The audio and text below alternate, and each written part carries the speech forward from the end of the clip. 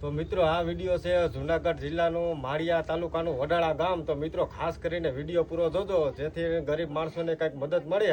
અને આ બાપા અને માજીનો આજે અમે તમને બતાવશું ઘર અને વ્યવસ્થા। તો મિત્રો વિડીયો ખાસ કરીને પૂરો જોજો।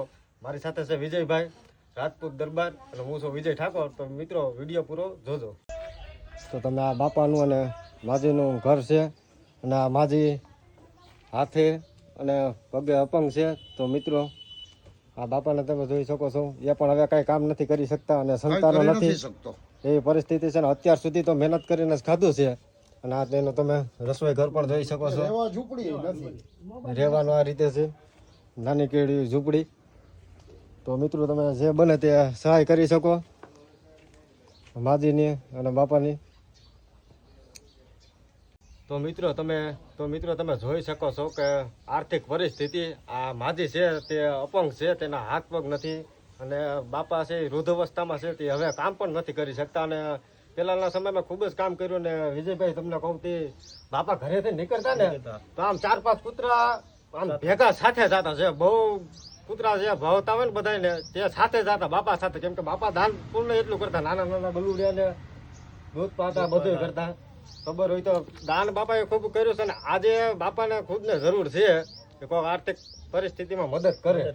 તો મિત્રો આપણે કાંઈ ન કરી શકીએ તો વિડીયો આગળ શેર તમે આ જરૂર કરજો કે કોઈક સારા દાનવીર પાસે વિડીયો પાસે સહાય કરી શકે। તો મિત્રો તમે કોઈ આપણે તમે દઈ ન શકીએ, અમે પણ દઈ ન શકીએ એવું હોય તો તમે ખાલી વિડીયો આગળ શેર કરો, જેથી કરીને કે એવા ક્રિએટર પાસે વિડીયો પોતે કે જે દાન પૂર્ણ કરતા હોય અને બાપા અને માજીની મદદ કરી શકે વિજયભાઈ, બરોબર ને?